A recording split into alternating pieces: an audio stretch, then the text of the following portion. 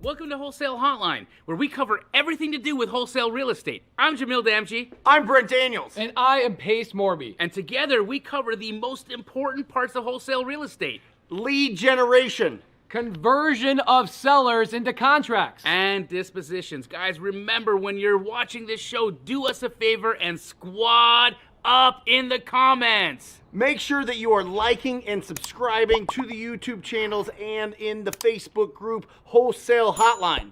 Most important, we want to know we're doing a great job for you and helping you build your business. So go give us a review on iTunes and or Spotify.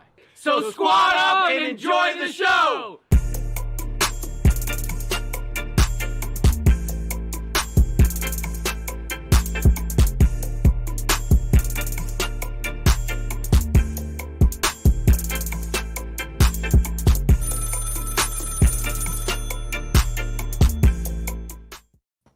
Hi, everyone. Welcome to Wholesale Hotline. This is going to be unique. I think this is the first time that it has been women only. So you don't get PB&J today. You get me, Laura Morby. I'm Pace Morby's wife, and you get the wonderful, beautiful Anne-Marie Norton, who is Jerry Norton's wife, a crowd favorite amongst everyone here.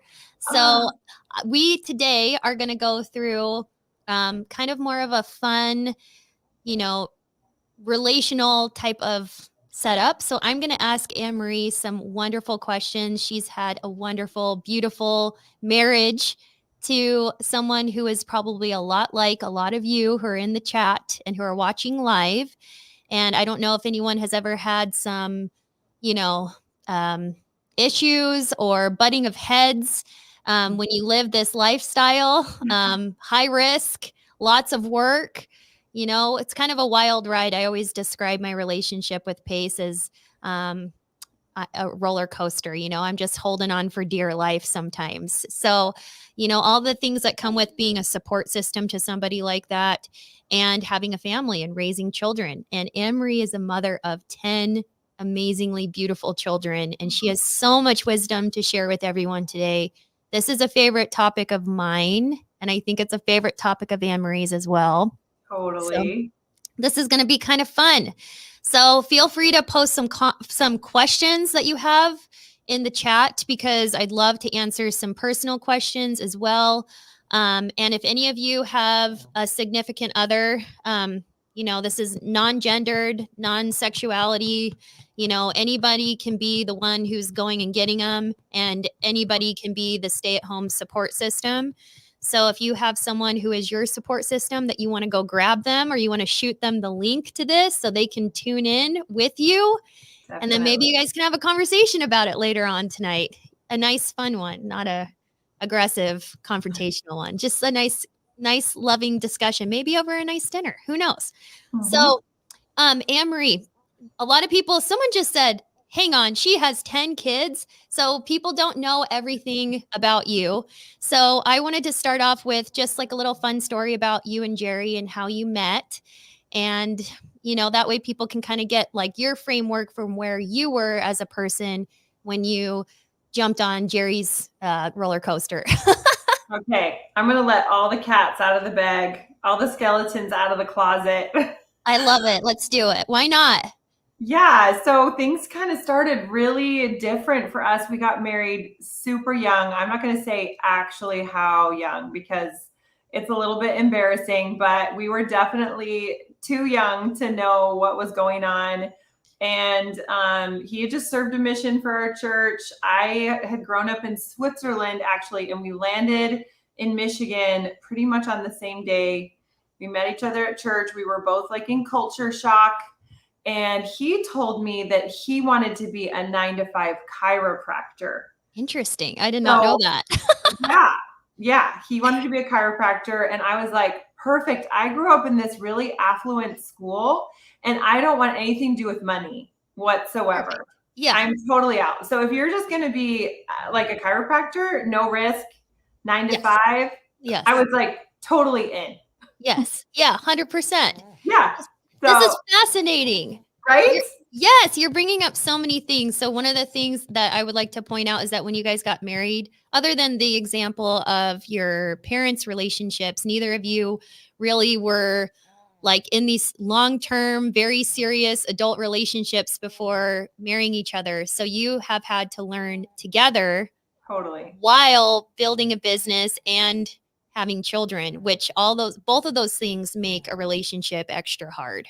Mm-hmm. Yep. And then you said too that him changing his mind. I think that's one of the things that I get a lot of questions personally that come to me is from support systems who are in a relationship with someone who just decided to get into real estate and Right. they're completely unaware of this whole world. They get thrown into it. There's a lot of risk involved. There's sometimes people have their 9 to 5s while they're working on their dreams, We did that and too. it just they get so upset and frustrated. So when did Mhm. Jerry decide to I wasn't going to ask you this question, but you kind of knowing that he was going to be a chiropractor, I Mhm. know that. Yeah. When did he decide to change and go full entrepreneur? Yeah, so it was like the best timing ever. I was like pregnant with baby number 3. Yep. So I'm like, super pregnant, super nesty. And I walk into my room and I see him like hiding under the covers with Art of the Deal by Donald Trump. Oh no. And I was like, that man's evil and he's a womanizer. And why do you want to know anything he has to say? Put that book away. Like we got in a big fight. I was Yes. like, we're about to have our 3rd kid. Yeah, need what to, are you doing? Yeah, have your priorities straight. And so, he kind of like slipped it under the covers, calmed down the pregnant wifey. And then I had the baby Yep. and I'm literally on the way home from the hospital. And he's like, hey, I have something I want to show you, like on our way home. Okay, this is Michigan. This is in Pontiac. Okay, so Oh my it's goodness. pretty depressed area that Yep. he brings me into in Mhm. Pontiac. There's lots of like boards on windows and bars. And so he like points to these 2 houses. He's like, I just bought those. He drove you there on the way home from the hospital. I was like, just started crying and was like, you just had a baby. Normal people only have 1 house. What's wrong with you? Or like, Yes. how can we afford this? So I was like, not on the same page about it at all. My brain was on the inside of the family and these relationships and all these needs that were coming, and we were young enough that I didn't see the goodness of somebody having their eye on the outside looking in and somebody having the goodness of the inside realm only. And so Yes. back then it was just this tug of war. And if I Yeah. could go back and talk to my younger self, I would be like, no, there's goodness in both. And you're totally right. It doesn't matter whether it's she or he who's doing either one, Yeah. but there can be some real synergy in having somebody's eye on both different sections. Absolutely. Fast forward, like really all this equality and everything, I don't really know that I really agree with that to some extent. Like if you're changing a diaper and it's going to be perfectly fair and you are like, okay, you go get the diaper, I'll get the wipes, you actually wipe, I'll put the diaper on, then you put the clothes, like that would be And it took 30 minutes to change one diaper rather than just right, versus one person who can really have their eye on the ball. Mhm. And so I didn't learn how to value the need for both perspectives for a family to really survive and flourish and connect and do amazing things. Yes. So that was my younger self, and I had to learn. We both had to learn. We'll talk about jumping into the deep end of the pool. And you brought up something too that I get a lot and that I'm even sometimes struggle with, especially after I have a new baby, which I did, Yeah. is when you have someone who's out there and doing that stuff and they're looking on the outside while you're focused on the inside, sometimes it almost seems like you're living a completely different life. Mhm. And so I actually said that to Pace. I just went and surprised him in Dallas. I flew with 3 kids by myself, and I got there, and of course he's doing a meetup for his birthday, and his meetup is a Q&A, and he brings both girls up on the stage, and they haven't napped, and they had a long busy day of being in the airport. And Oh, so man. he tells me to pull one down. I pull down our 2-year-old, and I have the baby. Loses her mind so loud that I pulled her completely out of this massive venue. Go buy her ice cream to settle her down. Oh, She man. falls asleep because she's just totally exhausted. This guy doesn't like being out and about past 6 p.m. Like, he's like, take me home. I want to be cozy with my mom. He Yep. starts freaking out. Then I go back in and I'm able to finish listening to Pace. Pace has Corbin, our 5-year-old, up on stage, and she's aggressively showing that she's bored. And I'm sure everyone can see what this is. She has no social awareness that maybe you should pretend like Right. you're interested while you're around a bunch No. of people. And so she's like flopping all over No. the couch. And so I try to go get her. Of course, she doesn't want me to come down. And then Pace goes, hey, once it's over, everyone's sings him happy birthday. He says, I'm going to take some pictures. Why don't you go wait in the car, and I'll be there in a second. So it takes him about an hour and a half, and I have all the kids and everyone's screaming, and I'm trying to make sure everyone's okay. And you know, everyone's hungry. He gets back in the car at like 10:30 at night, and he goes, hey, let's go have dinner with everybody. And of course, it's a fancy dinner. It's a sit down. It's appetizers. It's, you know, Yep. dessert. Horses. And I was like, there is no way that we're going to survive a restaurant. So we went back to the hotel room, put the kids to sleep. Of course, everyone is overstimulated, overtired. It was a nightmare.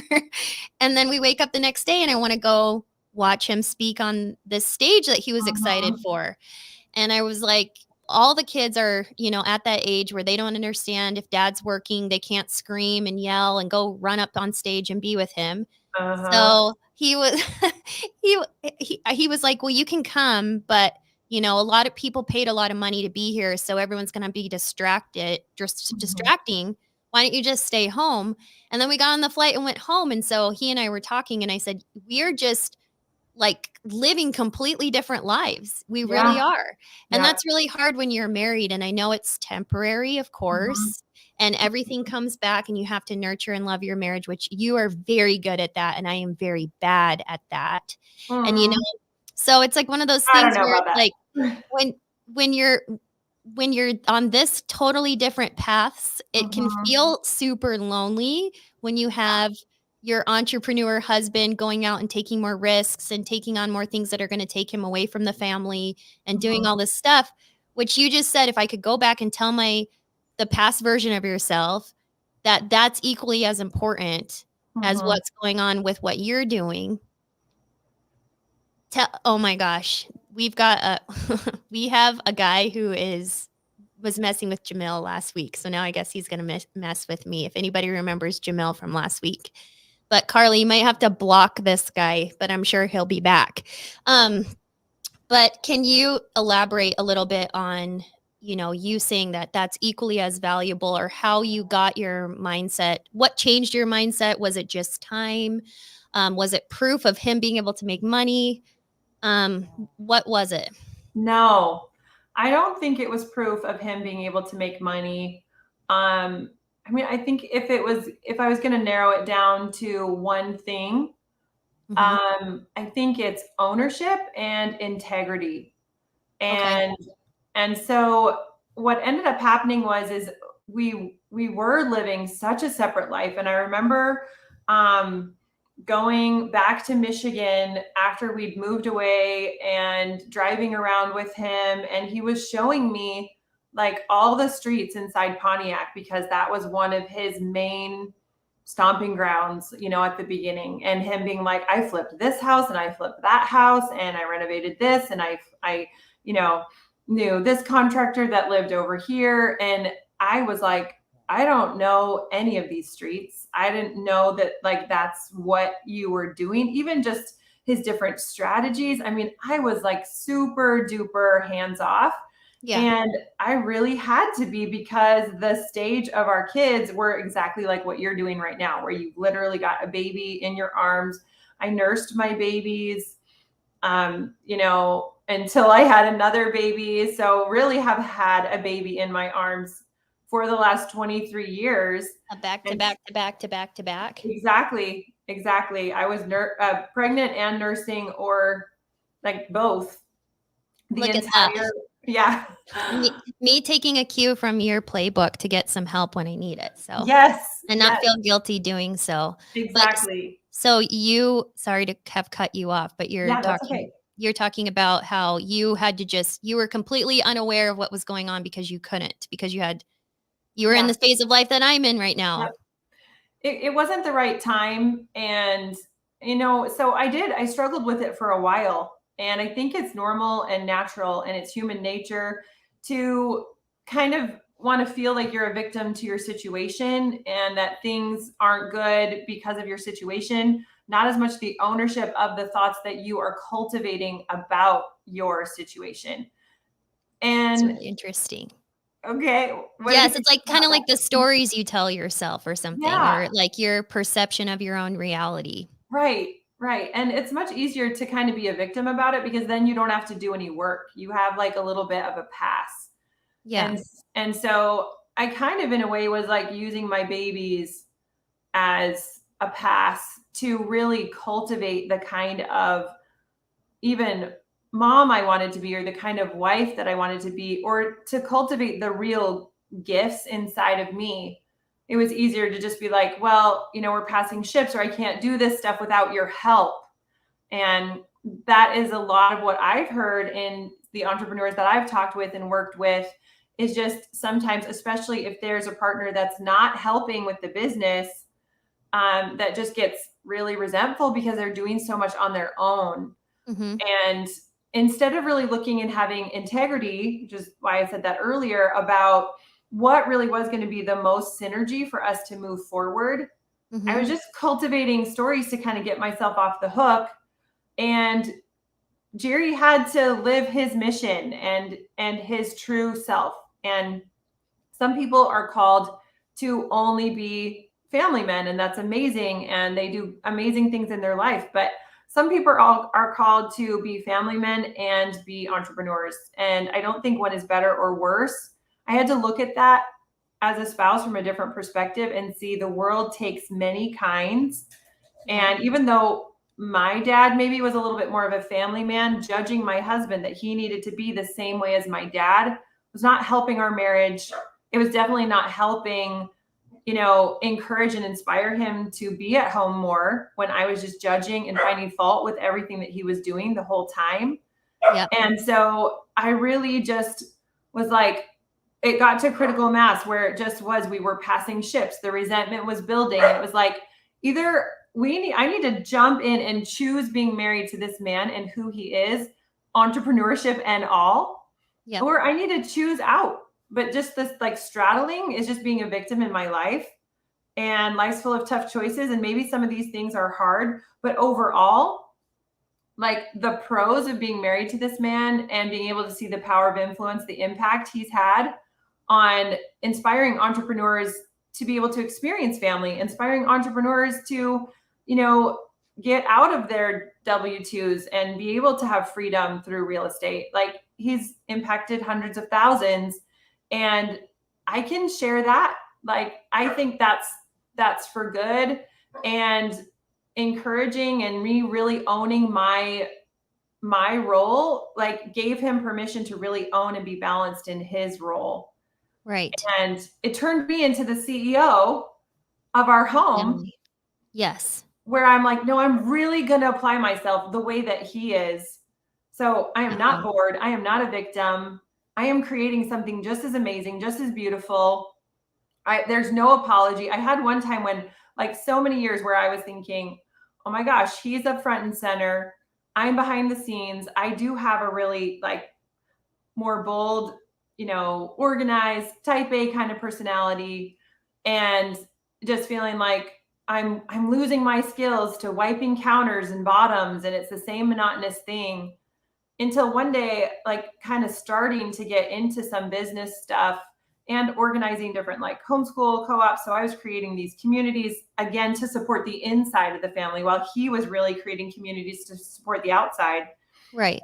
And I realized, holy crap, I have some amazing skills. It doesn't matter whether you're flipping properties and you're leading groups of people, or if you're like organizing your own homestead and being able to, you know, manage and systematize and have people working for you, or managing teens, the self-discipline, the ability to self-validate when you have no sleep and your kids are telling you that they hate you because you told them they could not have Rice Krispie treats for dinner. Yeah. You don't have all these accolades. I don't have somebody calling me a flipping genius every day. Yeah. Maybe No. a flipping jerk sometimes. And Yeah. to self-validate through that, I realized actually when I am moving it into the business world, those are super woman powers, and they translate immediately to anything that I put in. That I'm like, I have been growing myself up so good for the last 23 years, just like him. Right. And this whole like one up, one down dynamic was like gone. Yeah. You don't And need that's it. when our marriage was just like, oh, you look at you, look at these talents that you have, look at these gifts. They're so different than mine. I Yes. love that they're so different. This is polarity, you Yep. know, masculine energy, feminine energy. Like I'm not talking about genders. I'm talking about poles, North Yeah. Pole, South Pole. Yeah. And the more that we make those exaggerated, the more passion we have, because it's not a tug of war anymore. It's like, no, I don't want to be married to myself. That would be annoying. Yeah. That would be horrible. Yeah.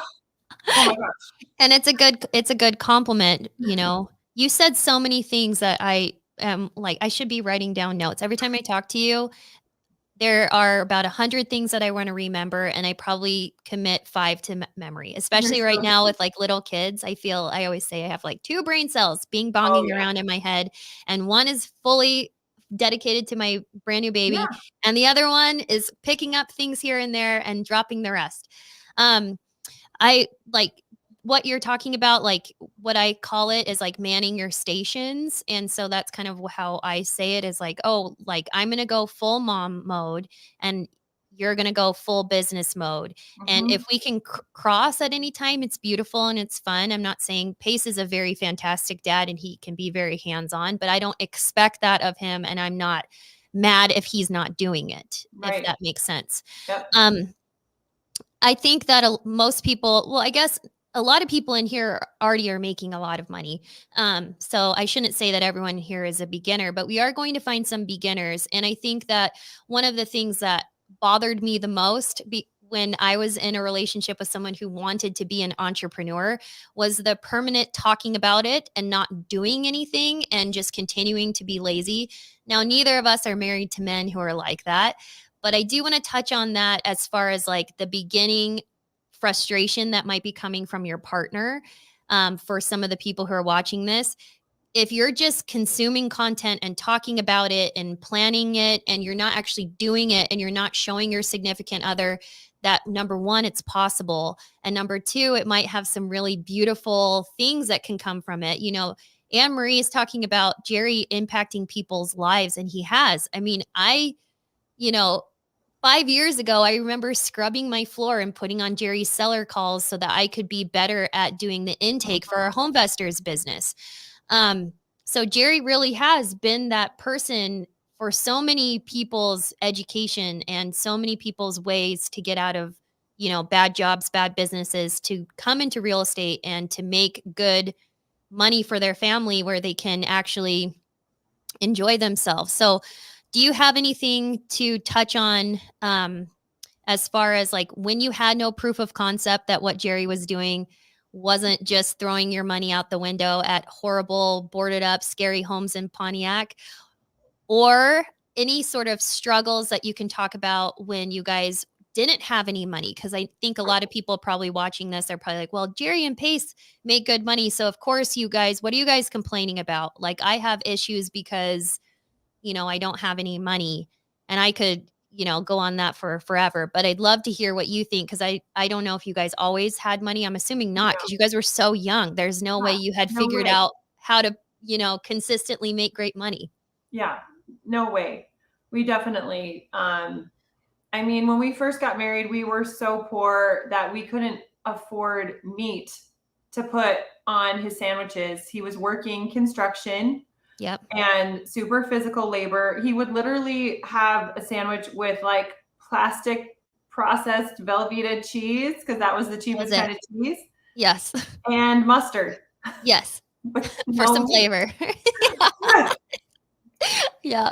We So were so poor. how did you, before proof of concept, like, hey, this can work and we can make some chunks of money or we can own some properties together, how did you get over any sort of, and maybe you hadn't at that point, maybe that's the key, is like men or the dominant person who's going out there and getting into real estate needs to show that this can actually work before someone's going to get on board with you.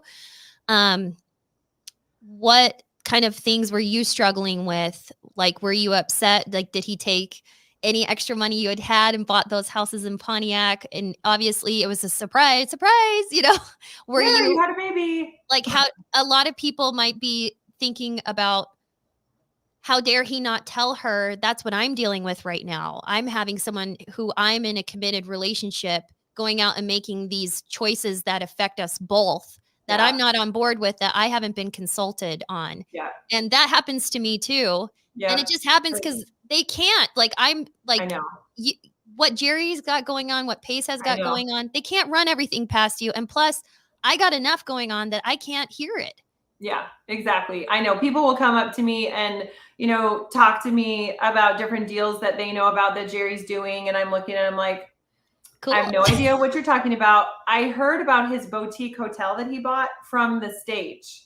Okay, and that was what, like a year or two ago, maybe 2 years ago? Yeah. Okay. And Totally. that's because Rosie was a teeny tiny little baby, probably. He probably didn't have the time or want to bring that to you. Not only that, but like, in order for me to do, I'm also homeschooling, 7 of those kids right now. I just barely had one graduate like this past school year. So, and I am completely running the household, like 100%. Jerry wouldn't even know how to like scan something at the store, or because I have taken on that role so much. And going back to ownership.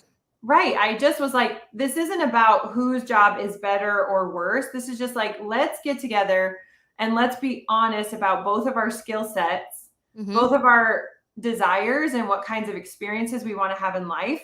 Yep. And then let's split it up that way. But we're not going to split up all the things that are hard about what I'm really good at and all the things that are hard about what you're really good at, and make sure that we're doing them 50-50. Kind of like what you talked about, like Pace is the capacity. I've seen him to be super present, fun dad, but like, that's not his primary responsibility. It is like looking on the outside. And so you understand he has to have ownership over that stewardship. And I don't want to say first, but it's just, it's not that it's first. He just knows you've got it. Right. And so that he can go and move out there. And so I'm a bad example because I was not supportive of Jerry. I also told him YouTube was a really bad idea. Which is so wild, because that's how I knew who Jerry was, is because of YouTube. And I love Jerry's YouTube. I am like a nut about it. Yeah. And so I would be one of the people that'd be like, you're a flipping genius. And meanwhile, you're hearing, you're a flipping jerk from your kids at home. Totally. Seriously. Yeah. I don't know. And that like wasn't my craft. So for me to make a call that like the hotel is a bad idea, or for me to make a call that YouTube is a bad idea when I'm not in the industry. So I've kind of let go. And I mean, for really big decisions that are important to me, I say to him, I really need to know about as these things come up. He absolutely will tell me. Right. But in order for me to stay focused on what I've wanted to be focused on, and my babies are older, and I am moving into the business world more because I want to grow all the different parts of me, now that I can. But like, I was just not supportive. I did think that I knew everything about everything, and I didn't submit to that he was just different than me and he had different superpowers than me.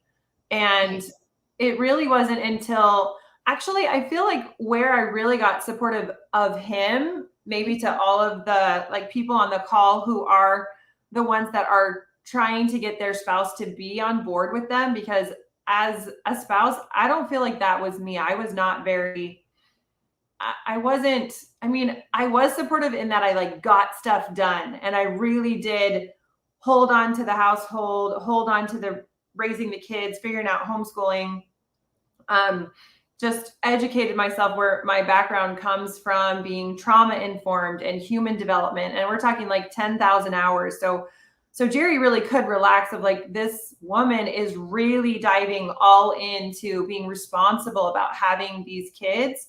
Right. And I was expecting and that he was going to be doing the same with what he had jurisdiction over, and that we'd be a really awesome team.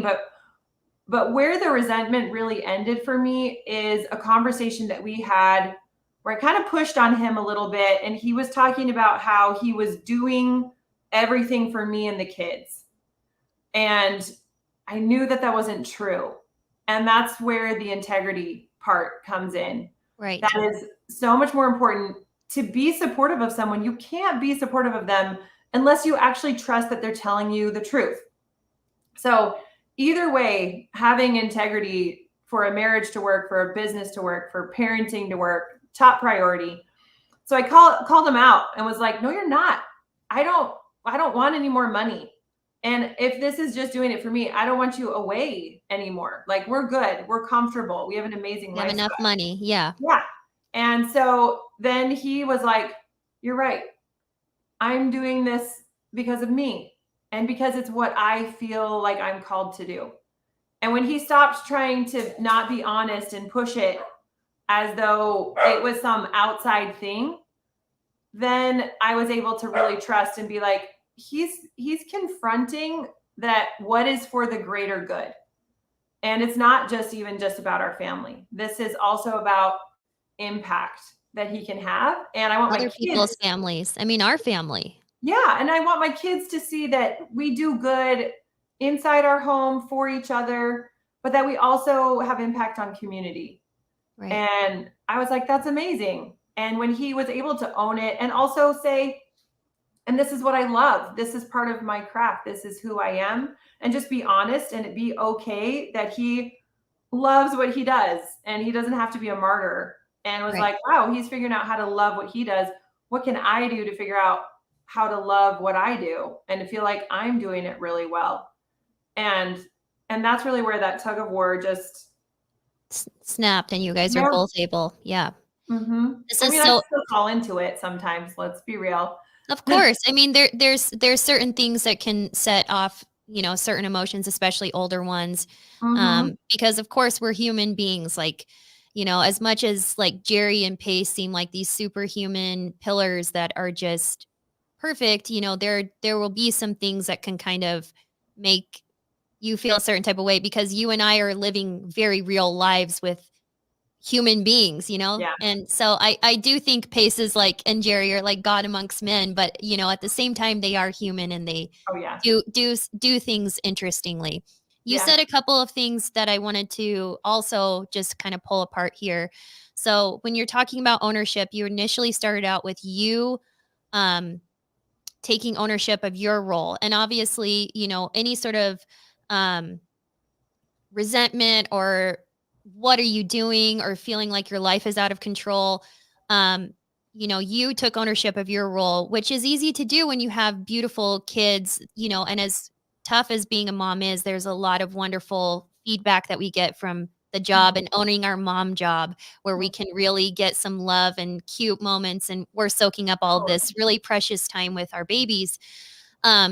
You're also then saying you had to be okay with him taking ownership fully of his side. So that's like decision making that maybe you don't need to hear everything. You don't need to be a part of everything. And that's fine, because also he's not a part of every decision you're making on the kids at home. And he's allowing you to do that because he trusts you and how serious you took your role. But I also wanted to talk about how you said that there's two things I wanted to touch on. So you said that he is happy doing what he's doing.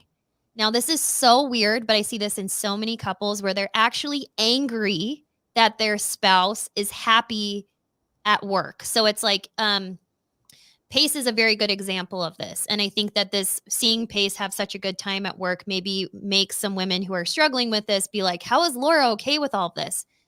Amongst all the hard work and the hard decisions and the pressure and, being responsible for payroll and all sorts of, things that are really stressful that are on top of Pace. Pace has figured out a way to have fun doing what he's doing. He's friends with people that he does business with. He can post on social media and look like he's having a good ride of a time. Meanwhile, I haven't peed in 8 hours and I look like a bird took up residence in my hair and I'm still in my pajamas at 1:00 in the afternoon. And so, Gosh, I've been there. I've never had a problem with him finding joy, but I know that bothers a lot of people. It's like, well, you're at work. This is hard. You should be having a hard time like me, And so you're talking about, you've said this like a few times where it's like who comparing all the time. And so when you said he finds joy in that bothers a lot of people. And so I don't think that necessarily ever bothered you, and it didn't bother me, but I think that you unknowingly said the key to getting rid of that. And you said, I want to find joy and happiness in what I'm doing. Yeah, And so, yeah. And so like, what does that look like? And so, maybe some people are like, well, it's easy for you guys to find joy because you can go hire a nanny or a cleaner, and then you're having less of a time demand. And then you're able to go find these fulfilling things that fill your cup and make you happy.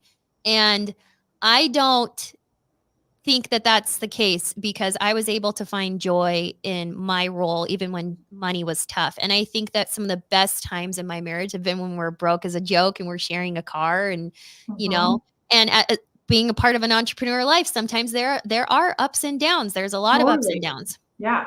So I think, finding joy in, and of course we can't speak to every support system that's watching this. How do you find joy? For me, like, it's little things like going outside, putting my feet in the grass. Sometimes it's just getting myself a little tasty drink, whatever that is, going and getting an Arizona, iced tea from the gas station, going and buying myself a pack of gum used to make me really happy. It's just these little like self-care, loving moments that you can do for yourself, and realizing that I don't have to, and it's not healthy either, to rely on your significant other as the sole source of your happiness.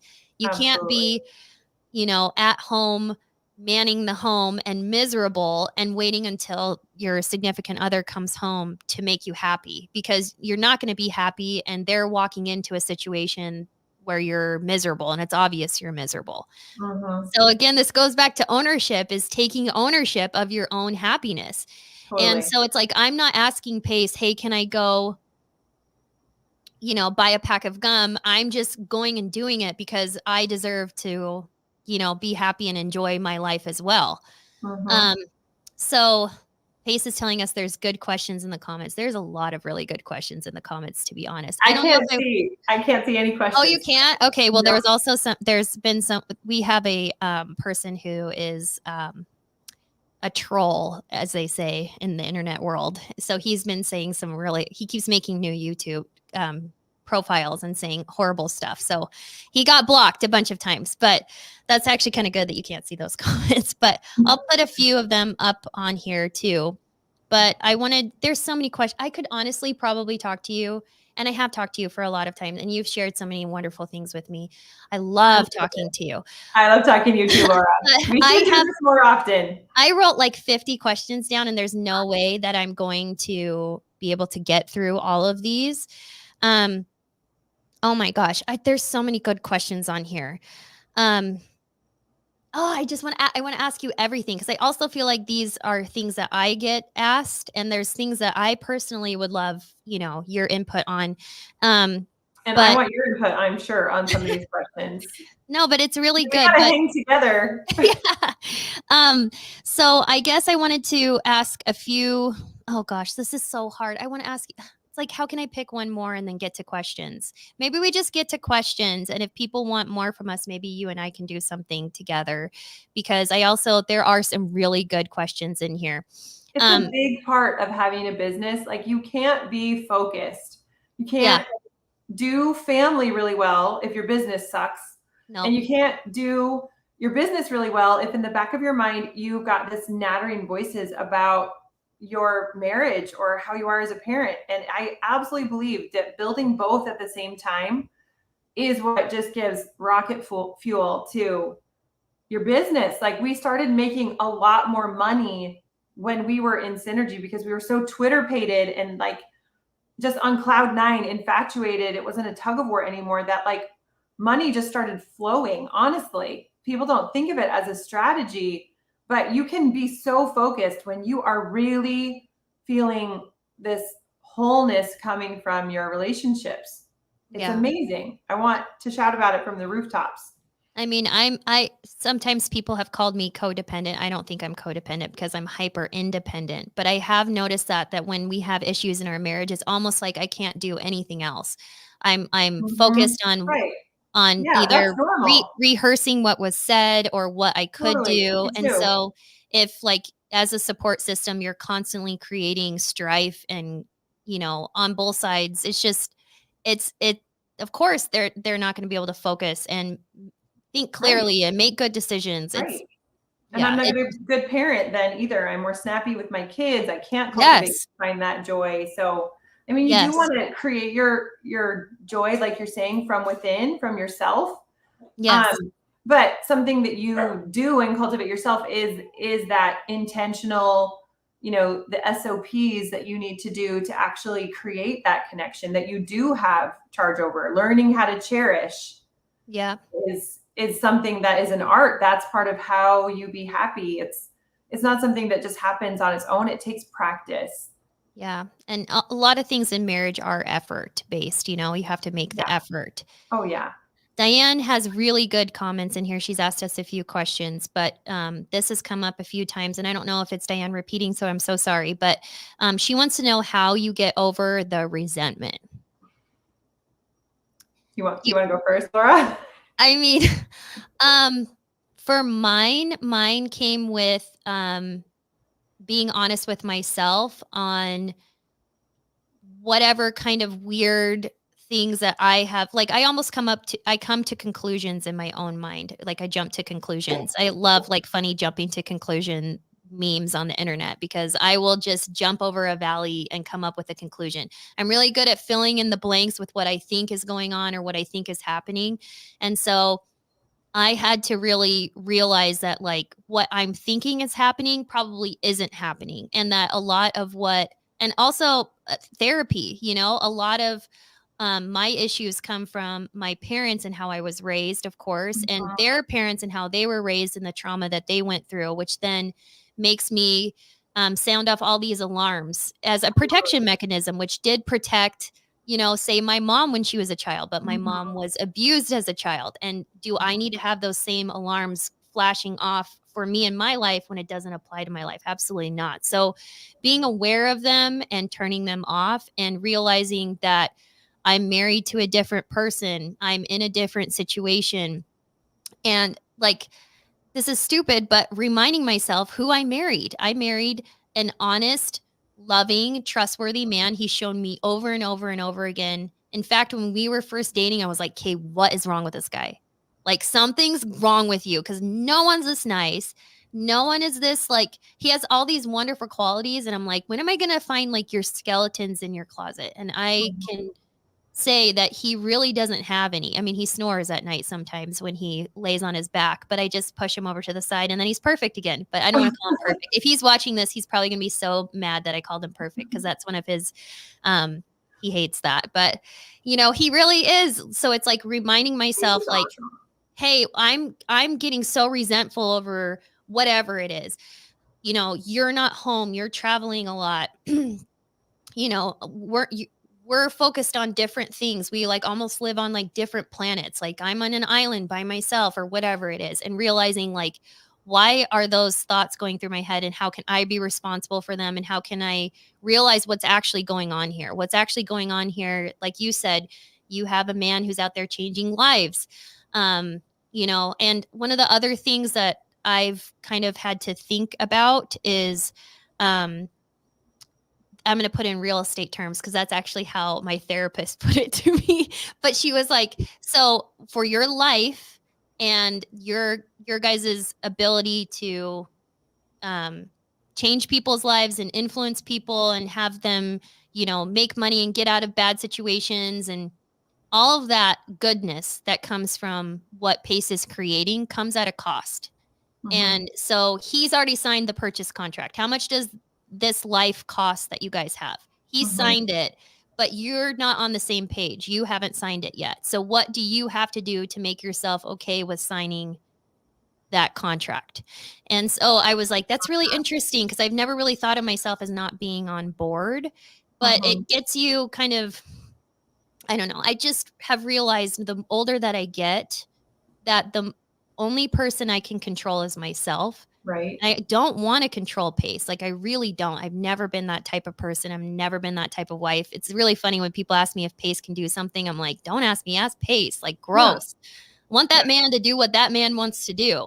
That's more attractive to me. If Pace came to me and was like, hey, do you mind if I go to dinner? I'd be like, you do what you want. I don't care. And I really am like that. So maybe I have a irrational leg up on most of these situations. But as far as like my own resentment, I've realized that a lot of it comes from myself. Right. And like either weird insecurities that I have that I need to work on, or weird fill in the blanks, or weird jumping to conclusions that aren't there. And I have to be the one to control my own reality and then make myself happy again. Because again, I cannot, like, and I don't think anybody should rely on their spouse as, does Pace make me happy? Absolutely. I'm head over heels in love with him. But is it something that I require in order to be a happy, fulfilled person? Absolutely not. I don't look for my fulfillment from my marriage. I look for it from myself. Yeah, I love That's that. a really long answer for getting over resentment. But resentment is a very like ugly emotion to have. And maybe it's not ugly. I shouldn't say it's an ugly emotion to have. It's a very human emotion, but it's one that you don't want to have. It doesn't feel good. It feels yucky. So how did you get over yours? Yeah, I still struggle with it a whole lot, and why I've had to learn so much about it. But that's just because I tend to go into victim mode, and I'm just old enough now to kind of recognize that that's what I do. I work really, really hard, but somehow with that hard work, which is also a story I think I got from some childhood trauma, so totally normal. With that hard work, then I have these expectations that it's like it can get kind of transactional. Okay. And so everybody kind of gets to their resentment in a different way. I think from what I've learned about, you know, the nervous system is that we do come up with these stories when we're kids, and then our frontal cortex develops enough and you're an adult and you have the capacity now to like cultivate and create something different. And that takes more mature, more evolved thinking that you literally didn't have as a child. But if you don't pressure that and push on that to create your own happiness, like resentment is the sneaky thing, because you think resentment happens from someone else, but your thoughts are always what cause your own emotions. 100%. I've learned that so much, because that's so true that you said that your thoughts are what causes your own emotions. I should preface that like neither of us are married to abusive or horrible people, narcissists or anything like that. So someone who's watching this who might be in that situation, then that's affecting your emotions. But when someone truly loves you, which both of our spouses love each other, and I'm sure everyone who's watching this, you know, even if you are at a hard place in your marriage, there either was or is love. And so looking at, Pace says this all the time to me, and he says, you should always assume the best from me. And that is so true, because it's like when I'm like assuming that he's doing something to hurt me or hurt the family or something, which doesn't really happen a lot. But, you know, if something like that, a thought comes up where I'm like, why are you doing this? It's like, even if I don't understand it fully, like I should just assume that he's doing that with the best intentions, like Yeah. whatever it is.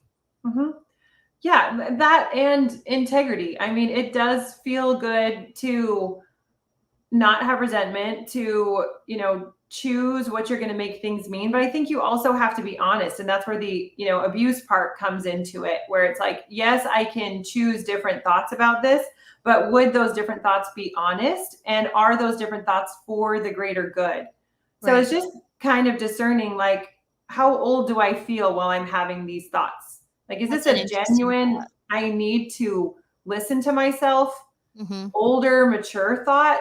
And you can still, like, you said, my husband is amazing and the perfect guy for me, but he's not perfect. And sometimes I do have to have boundaries, and I do have to say, this thing is important to me, or I can't be supportive of this deal right now because of X, Y, and Z.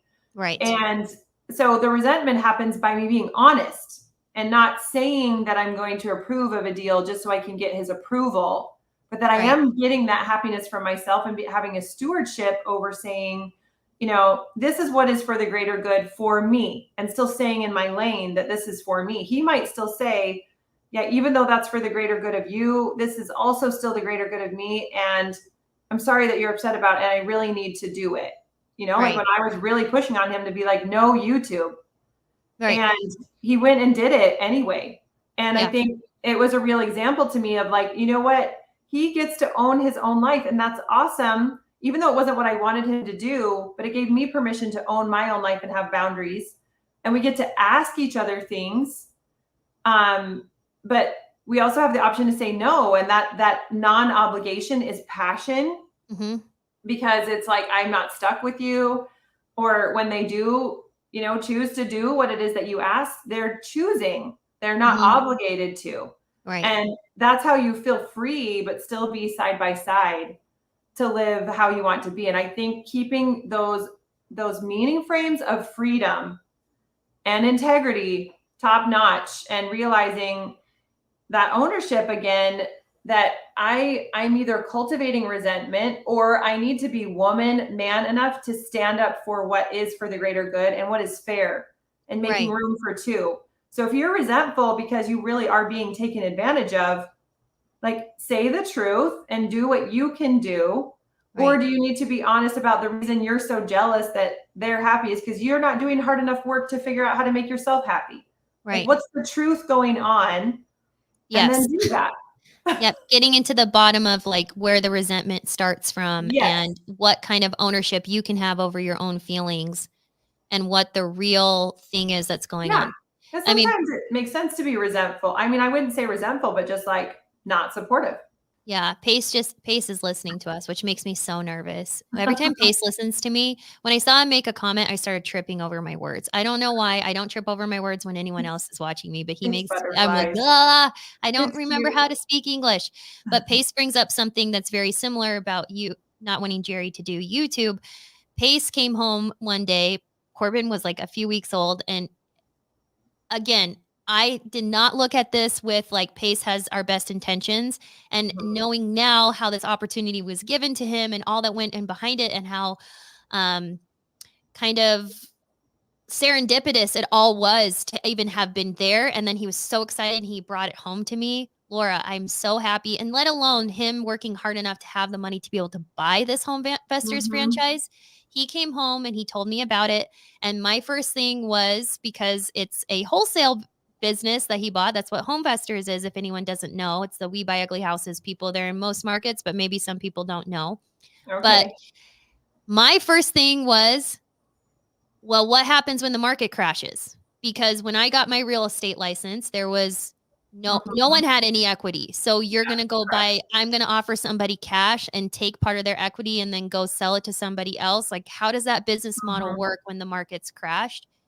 And he looked at me and he was like, how can that be the first thing that you say is something negative? And I shouldn't have done that, you know? And so it would, and so if I can look back on that situation, how can I be responsible for my own emotions? And what I was thinking was, I was thinking fear, fear-based, like how could you have gone and taken that much money that, and and it was the horrible thing for me to say that I didn't think it was a good idea. It ended up being one of the biggest blessings in our life. And it was a great purchase and it was exactly what he should have done. But we had a big, huge fight over it because I was like, that was stupid. You shouldn't have done that. Why would you pay that much for it? It's going to be worth nothing. And of course, even way back then, there was just rumors and inklings and a million people talking about how the market was going to crash. So anyways, it's just, I can feel exactly the same thing. Well, there's process in that too, Laura, really quick. Like, I think it's so important for people to realize, like, it's not necessarily the worst thing.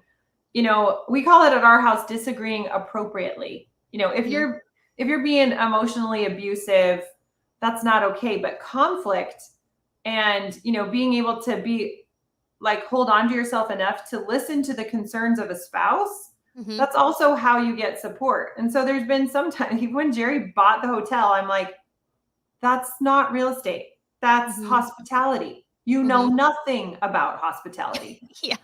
And he literally looked like I'd punched him in the stomach, but he was like, oh my gosh, you're right. You know? Yeah. And so, you know, if you're disagreeing appropriately and just being able to bring two different perspectives, then like nothing's going wrong when you're having those disagreements. You're both growing up and you're both learning how to respect each other's separate gifts and separate perspectives. And it's getting you like closer and closer to each other by being able to also have the courage to disagree and stand on your own 2 feet and have the opportunity to see how different your spouse is than you and accept that.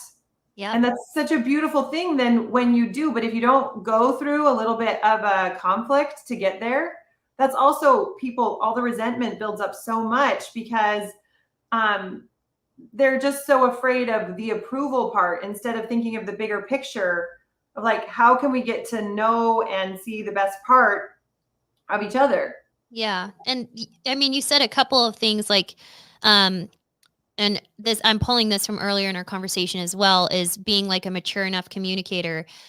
Should I have expressed my concerns over home investors? Absolutely. But I should have been a more mature communicator and more of an adult to say, wow, this is an incredible opportunity. I am really proud of you. How did you, you know, have some, like it's, like have some positives in there and say, would you mind if you can help me feel better about some of my concerns? And then have said it rather than, you know, but again, it's just, it comes with maturity and being able to say stuff like that. And, you know, also, again, you said it's not just about someone's approval. And Pace has said a few times too, like men just want their wives' approval. And maybe now talking to you, maybe that's a little bit of an immature mind frame. And maybe that's like a younger man's type of thing. Like, I just want to go out and make, you know, get approval, where it's like finding, you know, you're not needing someone's approval. And maybe Pace subconsciously did that, where he was like, I don't need your approval to do this. I feel confident this is the right step and I'm going to do it anyways. Like, you can be mad, but this is good. Yeah. Well, and everybody wants approval. And I think that's good and fine and a beautiful part of really like adoring someone and wanting them to be happy with you and you care how they feel. It's more like if you need someone's approval, then you just know you're not necessarily making choices from your higher self. You're doing it just to get approval. And so you might be doing things that are not smart. So when you're really thinking like, of course I want approval, but I'm not going to do it at the expense of not saying what really needs to be said that I think you're not having perspective over. Okay, then I take back what I said. Seeking your wife's approval is a good thing because that's what keeps probably men trimming their ear hair and washing their butt cracks is because they want our approval. So men keep seeking your wife's approval. It's actually a form of love. But if you're not doing it from your highest and best self and you're not being true to yourself, then that's not a good way. This wonderful person, Gmo, he said, are women really good at spotting possible negative outcomes? I have a very a big opinion on that. I think that the support system to someone who is a risk taker, which, this personality type, man or woman, tends to be a big risk taker. Like they will, you know, jump out of a proverbial plane. They Pretty will fiery. take gambles, and I'm a lot more conservative and I'm a lot more scared. And so you call too. it, you hear like scarcity mindset and stuff like that. I don't think that that's what it is. I think it's just a different personality type. And not every support system has my personality type where, you're good at finding negative outcomes. I think it's just, in my situation, it's generational. My dad was raised by a woman, single mom, who was born in 1917, who went through the Great Depression and both world wars and an abusive marriage, and then raised a son by herself. So my dad is scared. So I inherited a lot of fear. And for my mom came from a first generation American family where her dad was white and her mom was Mexican, and it was abusive, and it was abusive to the mom, and it was abusive to her, and it was abusive to her siblings, and there was alcohol involved. There was just horrible things going on. So I inherited that. So my first knee-jerk reaction is, how can I protect? I'm scared. And so I'm working on that in myself, but I don't think that women are really good at seeing negative outcomes. I think that what you're probably seeing in the risk taker entrepreneur and relationship with the support system, which support system by default means that we're more grounded, we're more stable. That's what a foundation is. It's something that's always stable, that they can go and have their head pie in the sky. Totally. And so I think that our spotting negative outcomes is actually could be a strength to temper some of the fire that these people are spewing out, and maybe help them realize things like, hey, you know nothing about hospitality that maybe he hadn't thought of. And it kind of sounds like he hadn't thought about that yet until you said it. So, and Jerry's mature enough to have not taken that as a personal attack on him, Right. but to say, I'm married to someone who has a different set of strengths, and maybe I should listen to somebody who can kind of temper my boiling hot water. And in a lot of ways, her pointing that out made it to where when the construction aspect of the hotel was done, he had actually thought about the hospitality aspect that was then going to come, rather than it smacking him in the face once he was out of his comfort zone and what he's used to. Totally. So it probably was really actually a very good thing for someone to, oh my gosh, Jerry's in here. Now I'm like, they're both in here. That is so funny. Stinker Jerry's guys. watching this too. That's so funny.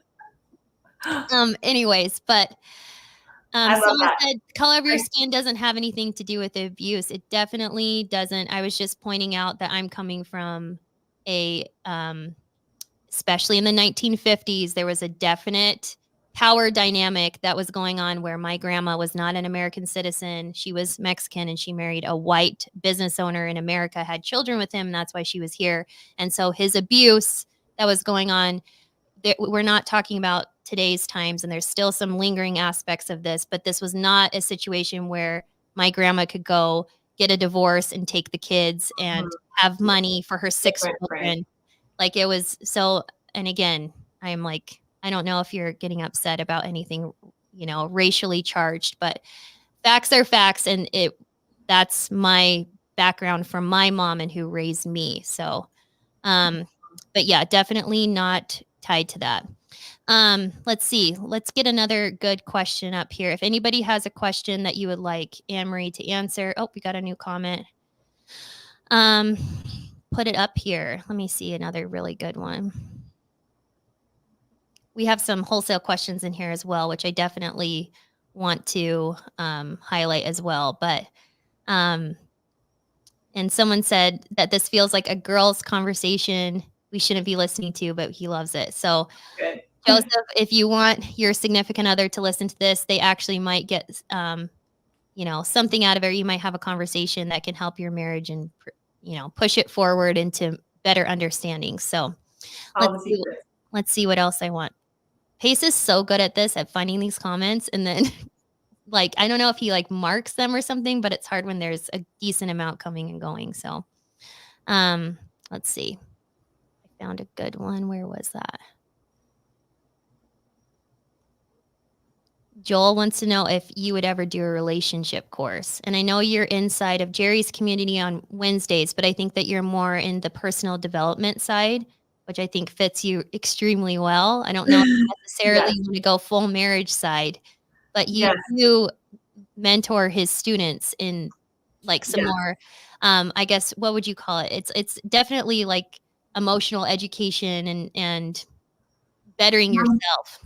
Yeah. So we are actually getting ready for a marriage retreat coming this June. We're doing Okay. our first one. So if you follow me or Jerry on social media, we've got more info coming out. Super excited. First one.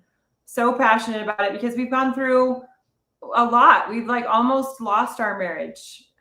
If we're really honest, I think that when I talk to most people, they've gotten to those points. That's a normal process to go through. And we've learned a ton, and it's just these motivations or this polarity that you start to understand about. That's what I help our fast track students to kind of see their motivation in this whole validation or this approval part, that our nervous system wants approval so badly that that's where the integrity goes awry.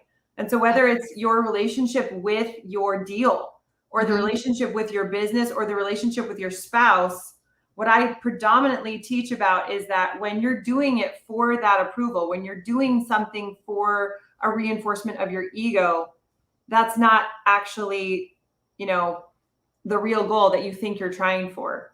Right. So you'll use that marriage or you'll use that deal to reinforce whatever's wrong with you because that's what you're deathly afraid of. So it's really important to be able to figure out, people will tell me about their fears that they have in doing a deal or failing at a deal. And I tell them, well, that's because your actual goal is to reinforce your ego through this deal. You're not trying to do a deal, because if you're really learning how to do deals, then you would know deals come with mistakes and failures, and marriage is that way too. And so when you're willing to go into those and not make it mean anything about you, that's the super fuel to success in any relation. It's my specialty is, your motivation, what's coming from your nervous system, what's coming from your higher self. And, just being able to really clearly see that everybody has both of those motivations in their brains at any given time. It's normal, but just like which one is leading you. Right. So that it's relational therapy. Like, how do I relate to whatever it is that I'm talking about? Right. So you're doing a marriage retreat, which I do know about. So how can people get some information on that? Should they just follow you both on social media? Do you have a date and a time you can share with people, or how they can sign up if they're interested? Yes, the date is in June. Jerry, if he's watching, he's going to shoot me for not remembering exactly what the date is. He won't shoot me, but if you follow me, it's a Grow in Norton is my Instagram handle. Then the link to sign up is in the bio. I don't even know. I think we have a couple spots. I don't even know if we have spots left, but I'm super Oh my goodness. Okay, it might all be sold out. Well, then they're going to have to wait for the next one. Yeah. This is a good question from Josh, and I think that this is probably one of the most important parts where you can make or break a relationship is choosing the right person. Now, you and Jerry, you got together and made a lifelong decision before your prefrontal cortex was fully developed. True. And and you guys have gone through so many different eras within your relationship, which is wild. So this is like the total opposite. Like, how can I engineer the perfect person because now I'm already in the business? So should you try to date like-minded folk? I personally don't think that it matters if they're in the business or not. The only thing that I have seen from people who are both in the business is you are going to then have a really, the comparison, the who's doing what is a little, it goes over to business as well, because then it's, if you're both wholesaling, or you're wholesaling and she's a realtor, or you're wholesaling and she's fix and flipping, it's really easy to start comparing your lives and then trying to decide, should we do this together or are we competing with each other? That opens up a whole other can of worms that you'll have to delve into. But the flip side of that coin, where you guys might compare each other and decide who's better and more worthwhile and, you know, all those horrible things, is you are automatically married to someone who understands your work life like perfectly. You know, they get it fully because they're in it. You can also do it together. But what I think is more important when deciding on who to date and spend your life with, and Pace and I did this when we were dating, and I had done this prior to him, and I'm sure he had done this prior to meeting me. But since I had a child already, I had realized really quickly, I need to figure out what I want, because I don't have the time to fart around, because someone else is relying on me to figure it out and to give them a stable, loving home, whatever that looks like. If it's me alone or it's me with somebody, here's the requirements for that somebody who's going to be able to be a part of my life. And so I had this, you know, list. And did it have to be perfect? Was it 500 things long and included things like he had to be 6 feet tall? No, it had things like, I want someone who wants to get married. I want someone who wants to be a dad. I want somebody who, you know, can lead my family. It was my own personal set of lists. And then when Pace and I went to dinner on our first date night, he had his list, like, which included things all the way down to, because he was married before, if you don't love my dog, bye. And that's silly, but he loved his dog.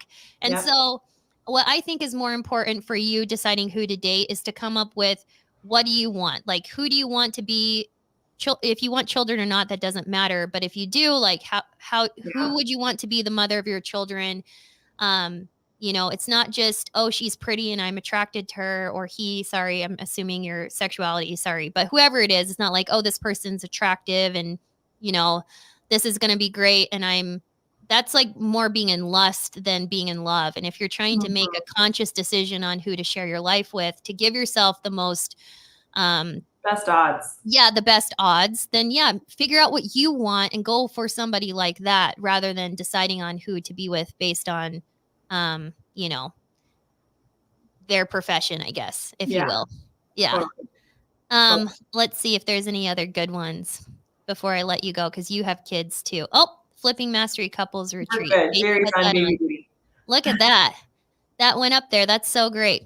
I don't know if we have too many other ones that I can find. They're way back in the back, but Tony said that this is hitting home right now. So Tony, feel free to share this. I know I'm an open book on Instagram. People can message me and talk about things that they want to. And a couple of people have said that thank you for being so honest. And I think that's really important, because I've seen marriages fall apart that I thought were fine based on the conversations that we're having at intimate dinner tables, where, you know, you're hearing all of this stuff about this happy marriage, and then all of a sudden it falls apart, and you hear why it fell apart, and you're like, wait, what? So I think being honest is one of the biggest things that I think that we can all do. And we're not here to tell you, hey, we have the perfect marriage and we figured it out and we're perfect people and we're married to perfect people, because that is so goofy when people try to give you advice and they say they have it all figured out. No one has it all figured out. And life will continue, and you would like to think that we're all on the same path and we're all going to be parallel and we're going to be moving at the same speed. But sometimes, like, especially with what's going on with me right now, we're not moving at similar speeds. Pace is rocketing up to the sky as far as career is going. And I'm, you know, at home, and that's fine. So, but I'm excited for your couples retreat. That's going to be amazing. Pace just said we're going to do a couple retreat in Montana. So Pace is making us more Montana plans. Just so you know, I've had people ask me about Montana. So they want to be able to do it on that side of the ocean. So it's the first one in June is in Puerto Rico, correct? It is. Yes. Okay. It's in Puerto Rico. Which is still nice, because if you're, you know, in Arizona or on the West Coast, that's a really nice trip with your spouse. Absolutely. So totally quick trip, but nothing is going wrong. All these questions are so great to see, you know, with anybody thinking that anybody is perfect or has it all figured out. Like, these are just principles that you keep practicing. And that's the beauty in life, doing that side by side with someone that like we did get married so young, and we just had to decide, are we going to turn to each other and grow, or are we going to turn away and, not grow? That's such a And beautiful thing to say, because that's one of the things that I think is one of the most beautiful parts about marriage is being each other's best friend. And it's not about being perfect. It's not about oh, it's a doing all process. these things perfectly all the time and having the perfect response. But people Mhm. who say they're perfect are lying. They're not Yeah. perfect. And No. so it's growing and learning together, but having Jerry be the one that you turn to, you Yeah. know, Yeah. when you need someone the most is so beautiful. Yeah, totally. And that's what happens in business too. I think anybody who's, watching and trying to get some inspiration and looking at these people who've been doing it for a while. We've been married for 25 years. We Oh my have gosh. had, 10 babies. We've got special needs. We've had severe illness in our kids. I was in heart failure. I was on a heart transplant list.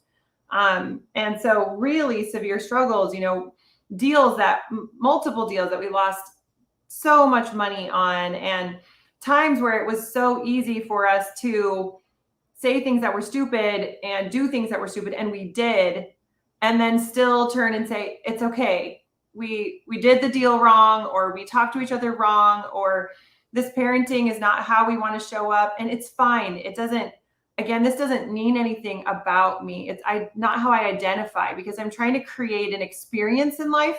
I'm not trying to prove my worth, not by the deals that I do, by how few fights I have with my spouse, by, how many college applications my kid gets. We're just trying to create an experience. And if you try to create experience in real estate, you have to fail. You have to have a bunch of deals fall through. You have to have arguments. You have to have kids that tell you you're a flipping jerk every once in a while, so you can learn. And the joy, it comes from knowing it's learning. Yeah. And not, your identity. Yeah. The Nortons have so many beautiful philosophies on life, one of which is that you guys don't ever quit and you do hard things. But this is also really cool too, because it's like with a marriage, sometimes you can kind of think, oh, I've messed up to the point where I can't go back. And that's not what it is. It's, when you're having hard times, it's really easy to revert to your lizard brain and all these low vibrational emotions that come out. And that's what life is. And I remember probably when I was like 25, I talked to my mom, and I don't really ever talk to my mom. She's not someone, I do talk to my mom, sorry, but she's not someone who I will go to, especially at that time in my life, for advice. The older I get, the more I'm calling my mom. Yeah. But at that point, I called her and I said, this is what's going on. When does life get any easier? Do I need money? What am I missing here? This is hard. And she just said, life is hard. If it's not if it's not this, it's work. If it's not work, it's your spouse. If it's not your spouse, it's a new baby. It's a toddler. It's a teenager. It's health. It's the loss of a parent. It is just hard. And you need to figure out how to be happy in the hard. You need to figure out how to dance in the rain, because it's not going to stop raining. There's always going to be something. You're so good at that, Laura. And you've talked about not making yourself the victim, but I just love how you're saying that. It's like, all these things that you guys have been through where you didn't show up in a way that you were proud of. You didn't think, well, this is just it. This is how we interact with each other. This is life. That again is it would have limited what beauty your marriage has been, multiple times. And it's nice to see somebody talk about life in a way that it's like, I'm here to have an experience. It's not going to always be perfect. I'm always going to be working on it. Mm-hmm. And it's not about these bars of perfection. It's about the experience of life. That's why we're here. Mm-hmm. So I love that. That's so beautiful to hear, because it's like when you have these people get up who you look up to and they set that as this is the bar, that really makes me mad. I don't know why, but it makes me so mad, because it makes everyone else watching feel like pieces of crap that they're not doing it. And you can go into the whole thing, well, they're only sharing the highlights of their life, so of course it seems perfect. But it's like, let's be full blown human beings. And because that's what I want to hear. That's who I want to learn from. I want to learn from somebody who isn't in a relationship with someone for 3 years and all they can talk about is how perfect their marriage is and how perfect their wife is. It's like, give me someone who's had 10 kids and has been married over 20 years and who's had real life things happen to them and has come out. I've never seen a couple more in love than you two. I do It's really so love that. beautiful. And so it's like, You're so sweet. show me I feel that. so blessed. Yeah, Yeah. truly. So thank you. And I again, I like, maybe I'm just gonna have to call you and you and I with all of our free time, and we can Well, just like have a chat with all my 50 questions that I have for you. I could literally talk to you for 5 hours, but we're me under at too. 6:20, and Me Brent's really too. pretty punctual at getting off at 6 o'clock. So I'm just keeping us long, and I kept you longer than I should have. But That's I okay. just wanted It's to been a tell you blast. how much I love and admire you. I really do. And I mean, not just for your marriage, but just for who you truly are as a person. You like calm me down in ways that I can't even begin to tell you. So thank you. And thank you for Laura, sharing things you're so so sweet. personal. And, you know, the love isn't just there for Jerry. He's not the only flipping genius in the family. I think that he's got one powerful wife next to You're him. so by sweet. his side. Thank you. Thank you so much, Laura, for thinking of me and helping me to cultivate. I love getting on calls like this. I love being around people like you because of how present you are. I do think that you have a more natural gift of seeing what is good and just whatever's going on, no matter what chaos, being able to find the joy in the small little things. It's not a superpower of mine. So love hanging with you guys whenever we get to be together, whether it's Florida and Disney or Montana, which I'm super excited about for this summer. Me too. But we Me have too. lots in common, and I think similar missions and visions, and helping me have the opportunity to say these things out loud. It just helps me to bring it home and remember we're just practicing, and hopefully that is an inspiration, and you being willing to take time away from baby to inspire everybody else and bringing me along for the ride. Super appreciate it. Thank you. We love you. And again, sorry, it's probably 10 o'clock there now. 10 o'clock. No, it's 9:20. Okay. Well, still very late, but thank you for spending the time, taking time away from your family. So we love you. Thank you everyone for hanging out with Thanks, us. everyone. Thank Super you for fun. being here. And again, both Anne-Marie and I have open Instagram DMs. So Yeah, if you ever have a send me specific something. question or something that's a little too personal, you can always ask us there. Yep. Thank you, Okay. everyone. Have a good night. Bye. Bye.